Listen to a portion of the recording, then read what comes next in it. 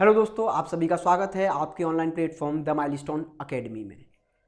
सभी एसआई वाले बच्चों के लिए बहुत बहुत शुभकामनाएं। Best of luck.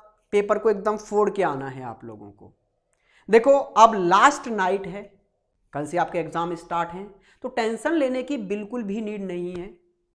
Last time में ऐसा फील होता है कि हमें कुछ याद नहीं है, हमने कुछ पढ़ा है या नहीं पढ़ा है, हम सब भूल गए।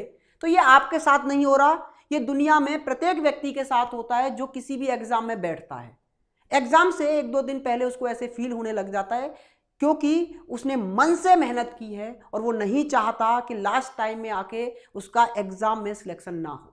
तो उसको डर, उसका ये डर जो है वो उसको ऐसी फीलिंग्स देता है कि यार थोड़ा और पढ़ ले, तू सब भूल सा गया है, तेरे को कुछ याद नहीं है। तो ये आपके साथ नहीं हो रहा है, ये दुनिया के प्रत्येक व्यक्ति के साथ होता है। लेकिन जब आप एग्जाम हॉल में बैठोगे तो उस समय आपका माइंड बहुत अच्छे से वर्क करता है और आपको जो चीजें आपने पहले पढ़ रखी हैं सारी बहुत अच्छी तरह से रिवाइज हो रही होती हैं और सारी याद आ जाती हैं। अभी आपको लग रहा होगा कि आप भूल गए हो, लेकिन जब एग्जाम हॉल में बैठोगे तो सारी चीजें अच्छे से याद आ जाएंगी। तो इस बात का बिल्कुल टेंशन ना लें, आराम से चिल करें, ठीक है। अब कुछ छोटी छोटी बातों का ध्यान जरूर रखना पेपर में बैठने से पहले। पहली चीज तो सबसे ज्यादा मस्ट इंपोर्टेंट ये है कि आप लोग कौन सा सब्जेक्ट पहले सिलेक्ट करते हो। सब्जेक्ट सिलेक्शन सबसे ज्यादा बेहतरीन होना चाहिए क्योंकि सब्जेक्ट का सिलेक्शन ही एग्जाम में ये डिसाइड करता है कि अब आप एग्जाम को कितने अच्छे से डील कर पाओगे। कभी कभी गलत सब्जेक्ट पहले हम लोग उठा लेते हैं और उससे इतना प्रेशर क्रिएट हो जाता है कि फिर आगे आने वाले सरल सब्जेक्टों में भी अच्छी परफॉर्मेंस हम नहीं दे पाते। जैसे कभी अभी आपको उठा के और 100-150 बच्चों के सामने हम स्टेज पर ले जाएं तो एकदम पसीना आ जाता है और एक छोटी से छोटी प्रॉब्लम भी आप पर नहीं सॉल्व हो पाती।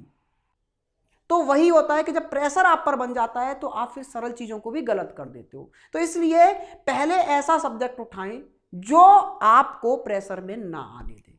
तो मैं आपको सलाह दूंगा कि सबसे पहले आप रीजनिंग सब्जेक्ट उठाएं, ठीक है। बहुत सारे लोग बोलेंगे आपको कि पहले हिंदी उठा लें, बहुत सारे कुछ और बोलेंगे, बहुत सारे तो मैथ तक का बोल देंगे कि मैथ उठा लें पहले। लेकिन मैं आपको बोलूंगा रीजनिंग, क्योंकि हिंदी में कभी कभी ऐसा हो सकता है कि आप उसको लेके बहुत ज्यादा कॉन्फिडेंस में जाते हो कि हिंदी में तो भाई साहब 40 में से 35 या 38 तो मैं करके ही आऊंगा, 35 तो करूंगा, 30 प्लस तो कोई नहीं रोक सकता। लेकिन भगवान ना करे हिंदी थोड़ी सी टफ आ जाएगी तो वहां अगर आप 30 प्लस नहीं कर पाए या 35 प्लस नहीं कर पाए तो आप पर वो प्रेशर बना सकती है। क्यों? क्योंकि जिस चीज से आपको जितनी ज्यादा उम्मीद होती है अगर वो थोड़ी सी भी टफ आ जाए तो वो बहुत ज्यादा प्रेशर क्रिएट कर देगी कि अरे यार ये तो मैं सबसे सरल सोच के आया था, ये सबसे कठिन आ गई तो बाकी में क्या होगा। तो इसलिए सबसे ज्यादा उम्मीद जिससे हो उसे भी कभी पहले ना उठाएं। अब बाकी के आपके पास 3 सब्जेक्ट बचते हैं, मैथ, जीके, रीजनिंग। जीके आपको भी पता है कि आपकी कितनी माशाअल्लाह है, ठीक है। इसलिए कभी भी गलती ना करें इसको सबसे पहले उठाने की, ठीक। अब बचता है मैथ और रीजनिंग। तो मैथ कैलकुलेटिव होता है, ये आपको भी पता है, इसलिए सबसे पहले आप रीजनिंग को उठाएं। अब दूसरी बात होती है कि जो हमने सब्जेक्ट उठा तो लिए, प्रत्येक सब्जेक्ट को कितना कितना टाइम दें। तो आपके पास 120 मिनट हैं। अब इस 120 मिनट को ही तो बांटना है प्रत्येक सब्जेक्ट को। इसमें से भी मैं 10 मिनट निकाल के रख देता हूं एंड के लिए, ठीक है। तो हमारे पास 110 मिनट हैं। अभी हम इन 110 मिनट को अरेंज करेंगे। क्लियर है? वैसे तो मैं बता दे रहा हूं कि ये सारी चीजें एग्जाम में फेल हो जाती हैं, लेकिन कहीं अभी से माइंड सेट बना लोगे तो थोड़ा बहुत इस पर काम कर पाओगे। वैसे तो एग्जाम का प्रेशर एक अलग ही चीज होती है, वो सब कुछ भुला देता है, किसको कितना टाइम देना है, किसको कितना टाइम नहीं देना है। लेकिन अगर आप अभी से अप्रोच बना के जाओगे तो वहां पर बहुत अच्छे से सारी चीजें कर पा रहे होगे। तो देखो, मैं बोलूंगा रीजनिंग को आप लोग 30 मिनट दें स्टार्टिंग में। मैं ये नहीं बोला कि 30 मिनट में सारे क्वेश्चन कर दें, लेकिन पहली बार में 30 मिनट दें और इसमें 30 प्लस क्वेश्चन करने की कोशिश करें। 30 प्लस पे चले जाइए, 30 मिनट में 30 प्लस, ठीक है। जैसे बहुत सारे टफ क्वेश्चंस आते हैं और वो कभी कभी सरल भी आ जाते हैं। जैसे मैं कोडिंग डिकोडिंग की बात करूं तो वो कभी तो बहुत टफ आ जाते हैं, कभी बहुत सरल आ जाते हैं। तो मैं बोलूंगा इनको अभी स्टार्टिंग में छेड़ने की कोशिश ना करें, इनके लिए बाद में समय दें। मैं रख रहा है ना 10 मिनट, अभी इनको बाद में देखेंगे। तो ऐसी चीजें जो आपकी बहुत ज्यादा स्ट्रांग ना हो, जैसे कोडिंग डिकोडिंग में कुछ पॉइंट्स हो जाते हैं, जैसे सीरीज, कभी कभी सीरीज का ऐसा लॉजिक आ जाता है जो बहुत टाइम ले जाता है आपको, तो उसे छेड़े ही ना। अगर देना चाहते हो तो 2-4-6 सेकंड उसको दो और समझने की कोशिश करो, इसमें पैटर्न लग रहा है सीधे सीधे, नहीं लग रहा है तो फिर उसको छोड़ो, बाद में देखेंगे। बाद में हमारे पास टाइम है 10 मिनट का, तो 30 मिनट दें स्टार्टिंग में और 30 मिनट में 30+ क्वेश्चन कर दें। ये आपके अंदर कॉन्फिडेंस भर देगा। क्यों? क्योंकि 30+ आपने अटेम्प्ट कर दिया और कम से कम 4-5-6 में आपने क्या रिमार्क डाल दिया होगा कि इसको बाद में देखूंगा, तो आपके अंदर एक कॉन्फिडेंस आ जाएगा कि आपने 35 के समथिंग क्वेश्चंस रीजनिंग से कर लिए। अब उसके बाद में आए हिंदी पर। अब आए भैया हिंदी पर, जिससे आपको बहुत ज्यादा उम्मीद होती है। तो आप हिंदी पर आइए और हिंदी को मैक्सिमम 15 मिनट दीजिए बस, ठीक है। हिंदी को आप 15 मिनट दीजिए और 35+ क्वेश्चन कर जाइए। जो एक आध डाउट का हो, जिसमें आपको लगे अरे यार ये नहीं, ये हो सकता है, ये नहीं, जैसे विलोम शब्द में कभी कभी हो जाता है, या जो भी है आपके हिंदी में आपको पता होगा कुछ चीजों में आपको दिक्कत होती है, उनको रिमार्क में लगाएं। स्टार्टिंग में बिल्कुल भी रिस्क नहीं लेना, पहले प्योर वो करें जिनमें आपको पूरा कॉन्फिडेंस हो, ठीक है। तो 30+ क्वेश्चन, 35 के समथिंग यहाँ क्वेश्चन आप अटेम्प्ट करें हिंदी में, 30+ तो करें ही। फिर उसके बाद में अब भैया जीके उठा लें। जीके को सबसे एंड के लिए ना छोड़ें, क्योंकि जीके को अगर सबसे एंड के लिए छोड़ोगे तो फिर मैथ को कितना टाइम देना है आप डिसाइड नहीं कर पाओगे। इसलिए जीके को यहां बीच में ले लें अब, क्योंकि अब कॉन्फिडेंस आपका हाई लेवल पर होगा। जब इसमें आप 35 नंबर कर चुके होगे तो आपने बोला 70 क्वेश्चन तो हो गए भैया, अब तो मजा आ गया। तो अब जीके को यहां उठा लें और जीके में 15 मिनट दें। अब इसमें कितना अटेम्प्ट कर पाते हो ये आपके ऊपर है, आप कितना अटेम्प्ट कर पा रहे हो इसमें, ठीक है। लेकिन मिनट 15 ही दें यहां तक।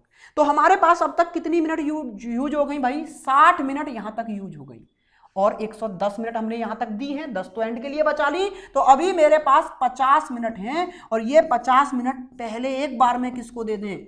मैथ को दे दें।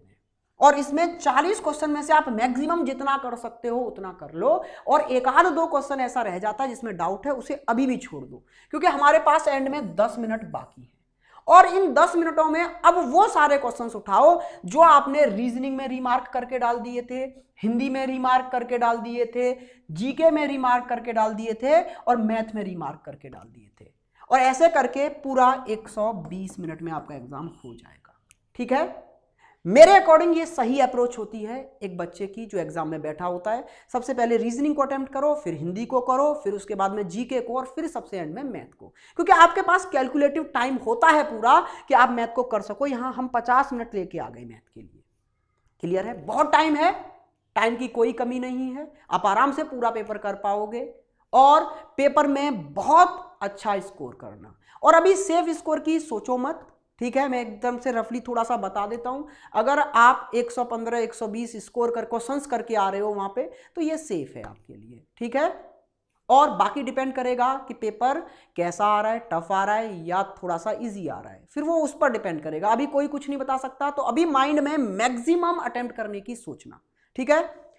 अब एक और बात कि आपको क्वेश्चंस में, जैसे यहां पर आपके 160 क्वेश्चन आएंगे, तो कितने क्वेश्चन अटेम्प्ट करें कितने ना करें, कहने का मतलब है कभी कभी बच्चे डाउट में रहते हैं कि यहां पर हम तुक्का मारें या ना मारें। सीधे सीधे वर्डों में मैं बोलूं तो क्यों? क्योंकि जैसे अब आपने क्वेश्चन अटेम्प्ट कर लिया तो एक नॉर्मलाइजेशन का वर्ड होता है, बेचारे उससे डरे रहते हैं कि हम बहुत ज्यादा तुक्का मार देंगे तो कहीं नॉर्मलाइजेशन में नंबर बहुत ज्यादा कम ना हो जाए।